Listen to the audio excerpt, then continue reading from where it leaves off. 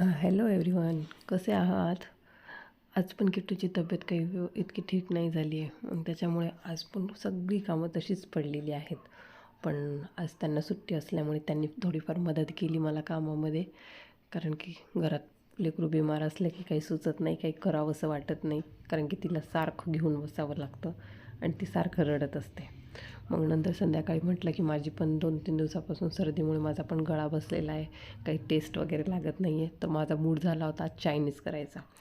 पण ते म्हटले की भाजीपाला आपण सगळा आणलेला आहे, तर चायनीज नको बनवू, पावभाजी बनवूयात आज. मग मस्त आम्ही पावभाजीच केली संध्याकाळी जेवणासाठी आणि सगळ्यांनी आम्ही तेच खाल्ली. पावभाजी एक नंबर झाली होती आणि त्यांना पण खूप आवडली. मग आज आम्ही त्याचंच हे केलं. तर असाच माझा दिवस निघून गेला. आज रविवारचा एक्स्ट्राची काहीच कामं करण्यात नाही आली आज माझ्याकडनं. तर असा होता माझा आजचा दिवस. बाय.